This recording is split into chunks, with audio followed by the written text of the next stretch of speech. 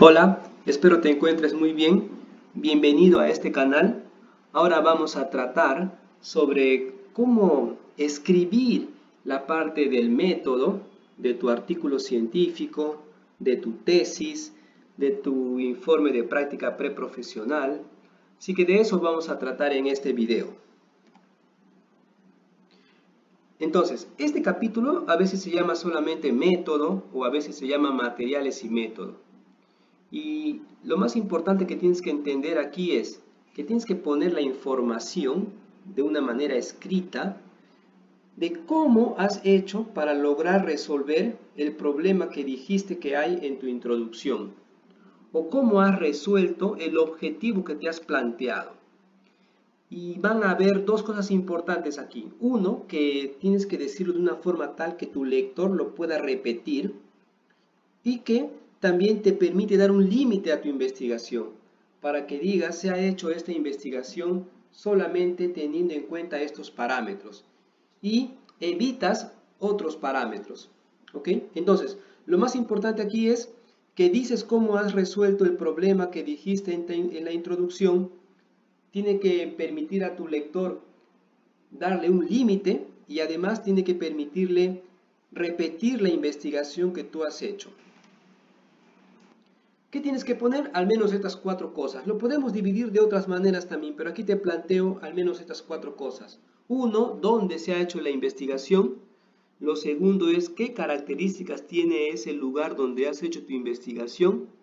Lo tercero es, ¿cómo eran los elementos que has estudiado? Y el cuarto es, ¿cómo has realizado esa investigación?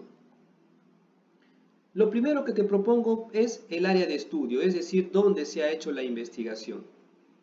Aquí tienes que dar un mapa, tienes que poner un mapa de ubicación de tu área de estudio. Y este mapa tiene que tener el norte, como puedes ver aquí.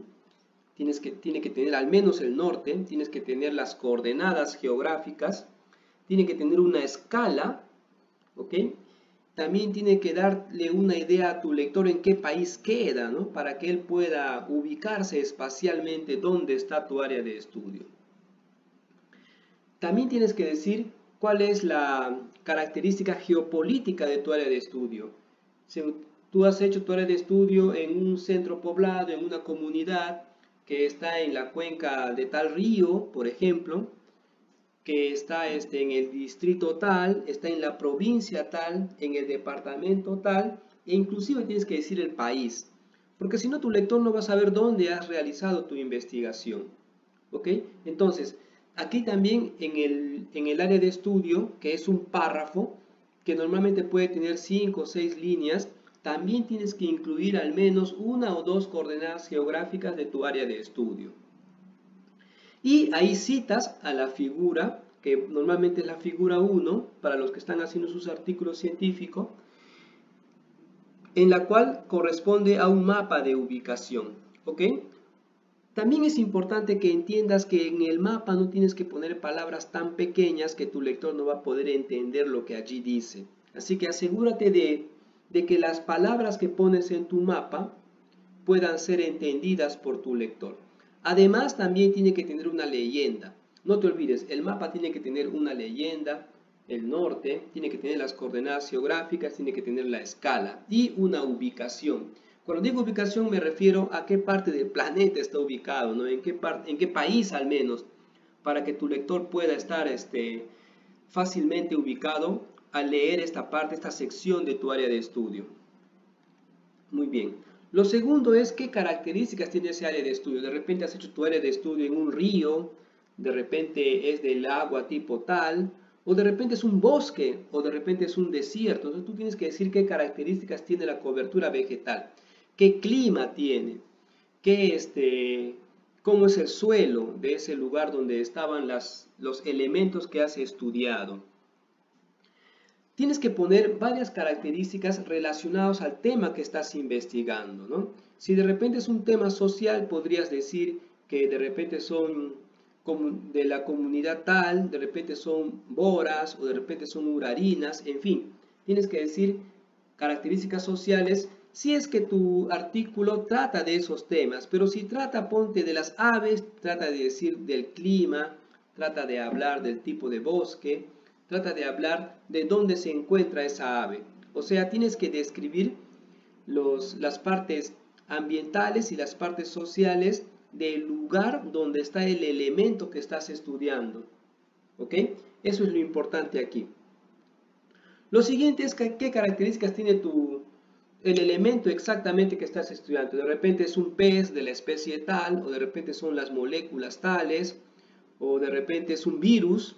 En fin, dependiendo de qué elementos estés estudiando, los describes. Puedes decir que vas a estudiar la relación, ponte, entre la especie tal de planta con la especie tal de fauna, y ambos tienen estas y otras características. Es un buen momento para que digas su procedencia. De repente está ya en cautiverio, lo estás estudiando el comportamiento, supongamos que estás estudiando el comportamiento de un ave en cautiverio, tienes que decir de dónde ha provenido esa ave, de dónde lo han traído a cautiverio, tienes que decir cuánto tiempo ya tiene en cautiverio y normalmente qué se le está dando de comer en ese cautiverio, porque esas características pueden influenciar en tu resultado, porque si le dieran de comer de repente otras cosas, en el ejemplo del ave, podría esta especie comportarse de otra manera. Por eso es importante decir qué características tiene el elemento o los elementos que estás estudiando, porque eso va a influenciar en tus resultados. Muy bien, ahora aquí, ¿cómo has hecho la investigación? A esto lo he dividido en dos grandes partes. Uno, cómo has logrado tener el dato, y lo siguiente sería cómo has analizado ese dato. ¿Cómo lograste tener el dato? Pues de repente has medido, has utilizado alguna herramienta para medir la temperatura, o has utilizado alguna herramienta para medir una distancia, o de repente has utilizado el termómetro o un barómetro. En fin, hay tantos instrumentos en la ciencia con los que tú puedes medir alguna característica. ¿Ok? O de repente has conseguido el dato buscando en referencias bibliográficas. También lo tienes que decir aquí de qué referencias bibliográficas has tomado los datos. O de repente te has ido a un herbario, o te has ido a un museo y de ahí has colectado los datos. Entonces, independientemente de dónde tú has conseguido el dato, lo tienes que decir. El dato se ha conseguido de la manera tal, midiendo, o has colectado de alguna base de datos que ya existía en la web, o te has ido a un museo y de ahí has colectado los datos. En fin, aquí es el momento de decir cómo tú has logrado tener tu base de datos para que luego ya procedas a hacer el análisis. ¿Cómo analizaste los datos? Es lo siguiente que tienes que decir. Para entender cómo vas a explicar cómo has analizado el dato, lo primero que tienes que saber es un poquito de estadística.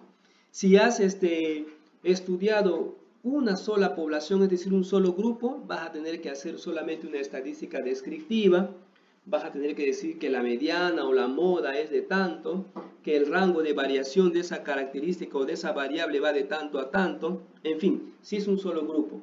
Pero si es de 2 a más grupos, ya tienes que utilizar una estadística, aparte de la descriptiva, también podrías utilizar la estadística inferencial.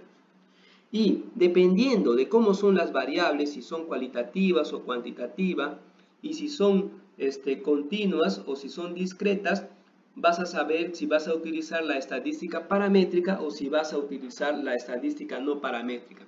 Este gráfico me agrada mucho porque te explica eso, ¿no? Y he sacado de esta publicación. Aquí está la cita bibliográfica si quieres ahondar un poco más en el tema. Entonces, lo más importante aquí es que te des cuenta qué tipo de variable tienes, si es una variable cualitativa o si es una variable cuantitativa, y si son datos paramétricos o si son datos no paramétricos. Además de eso, cuando sepas y te des cuenta también de que si la muestra está relacionada o no, si están relacionadas o si las muestras están independientes, vas a poder saber qué tipo de prueba estadística le vas a poder aplicar. Puede ser un TED-Student, puede ser un McWhitney, puede ser un Kruskal-Wallis, en fin, hay tantas pruebas estadísticas que puedes utilizar dependiendo de la naturaleza del trabajo que estás haciendo. Como te digo, pueden ser 2 o 3 grupos. Puedes ver qué tipo de variables son, si son cualitativas y qué tipo de distribución tienen, y si son las muestras relacionadas o independientes, vas a poder utilizar este tipo de pruebas. Esto te lo dejo aquí.